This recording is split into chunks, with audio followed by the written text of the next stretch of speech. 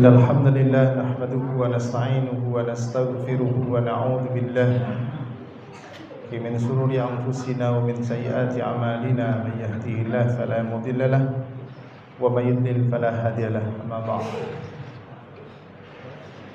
قال الله تعالى في القرآن الكريم أعوذ بالله من الشيطان الرجيم يا أيها الذين آمنوا كتب عليكم الصيام كما كتب على الذين من قبلكم لعلكم تتقون.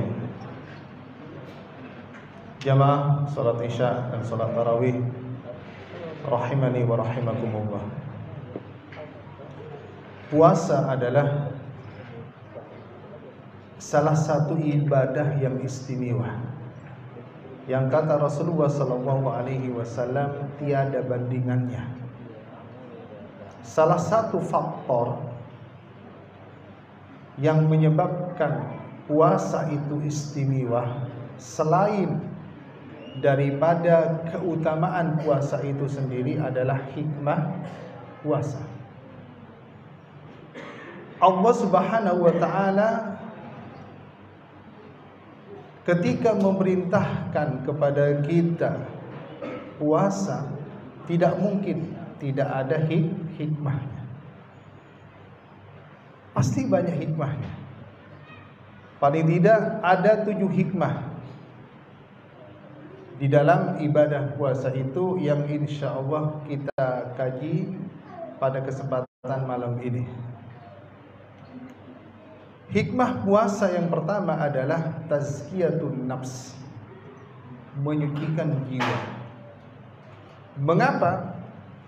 Karena dengan puasa manusia memilih menahan diri dari hal-hal yang sebenarnya halal untuknya. Sejak terbit fajar hingga terbenamnya matahari, manusia menahan diri dari makan, minum, dan jima. Kalau ia mau, ia bisa melakukannya. Apalagi misalnya dia berada di rumahnya misalnya, atau berada di dalam kamarnya yang sedang terkunci, dia bisa membatalkan diri dengan makan dan minum, tapi ia tidak lakukan. Karena Allah Subhanahu wa taala yatruku ta'amahu wa syarabahu wa syahwatahu min ajli. Dia tidak makan dan tidak minum dan tidak berhubungan suami istri di siang hari karenaku, kata Allah Subhanahu wa taala. Asyamu li, puasa itu untukku, wa ana ajzi bih, dan aku sendiri yang akan membalasnya.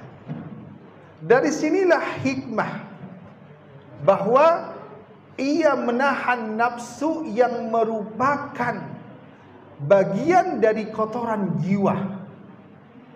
Puasa membersihkan jiwa yang umumnya terkotori karena memperturutkan hawa nafsu. Jadi ini hikmah yang pertama, tazkiyatun nafs. Hikmah puasa yang kedua, puasa memupuk muraqabatillah. Ibadah puasa sangat berbeda dengan ibadah yang lainnya. Sangat mudah dilihat oleh sesama manusia. Salat di masjid kelihatan. Sedekah di masjid kadang diumumkan. Zakat kadang ditulis. Haji apalagi diantar pakai rombongan. Sedangkan puasa tidak ada yang melihatnya kecuali Allah Subhanahu wa taala.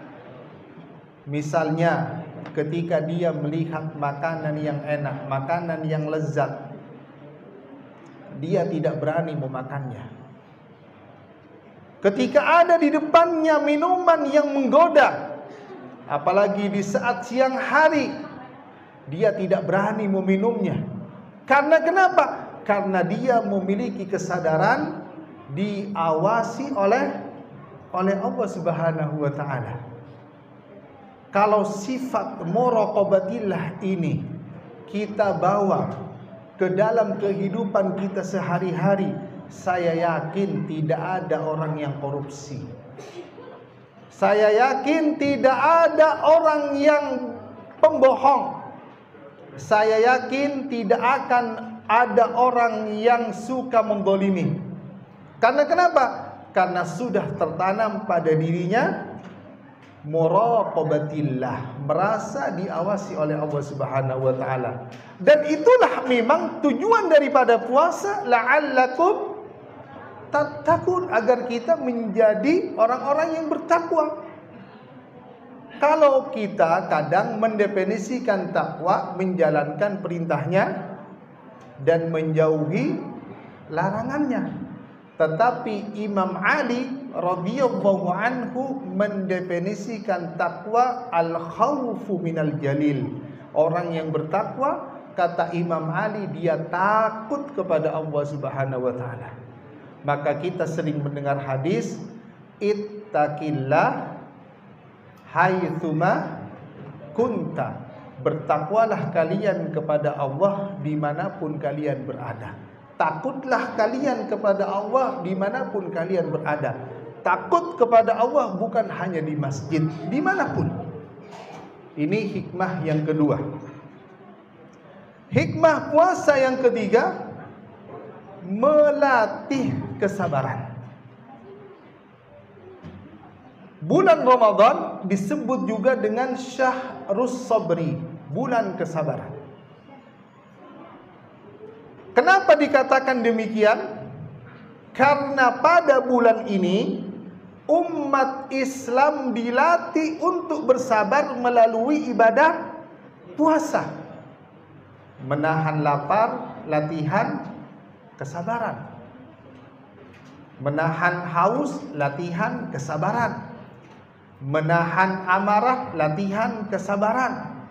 Menahan tidak berhubungan suami istri di siang hari, latihan kesabaran. Makanya pantas orang yang berpuasa mendapatkan pahala seperti orang yang sabar. Makanya disebutkan di dalam Al-Quran, Allah Subhanahu wa ta'ala berfirman, innama yuwaffas sabiruna ajrahum bighairi hisab. Orang yang sabar, dia akan mendapatkan pahala tanpa batas. Sama dengan orang yang berpuasa. Tidak ada batasan pahala. Ya, maka disebutkan di dalam sebuah hadis, kullu amali ibni Adam yudha'af al-hasana asru amsalha ila 700 di'fin. Setiap anak cucu Adam, ya, amalan kebaikannya itu dilipat gandakan 10 kebaikan sampai 700 kebaikan. Kecuali puasa, nggak ada batasnya. Kayak bapak nih sholat berjamaah di masjid, sholat isya, itu pahalanya berapa? 27, di dalam riwayat yang lain 25. Tapi kalau puasa nggak ada batasnya. Apakah cukup kita dengan berpuasa kita mendapatkan pahala yang besar? Tidak. Karena Nabi mengatakan betapa banyak orang yang berpuasa tapi tidak mendapatkan apa-apa kecuali lapar dan haus. Di bulan puasa kerjanya tidur aja terus. Di siang harinya tidur. Ingat Pak, tidur di bulan puasa itu makruh Pak. Apalagi di malam hari. Di malam hari seharusnya kita menghabiskan ya untuk beribadah kepada Allah Subhanahu wa taala. Karena sifat orang yang beriman disebutkan di dalam surat Az-Zariyat, kanu qalilan minal laili ma yahja'un. Orang yang beriman di malam harinya sedikit sekali tidur. Apa yang dilakukan mereka di malam hari? Wa bil asharihum yastaghfirun.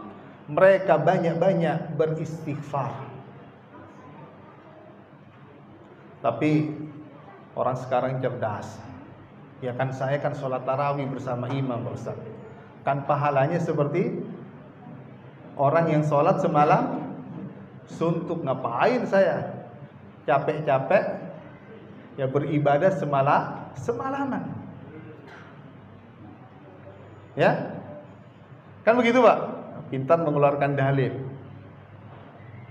Tapi Imam Syafi'i Pak, di bulan Ramadan itu semalaman benar Pak sholat Pak. Dari habis sholat Isya sampai menjelang subuh. Makanya wajar Imam Syafi'i itu di bulan Ramadan menghatamkan Al-Quran 60 kali Pak.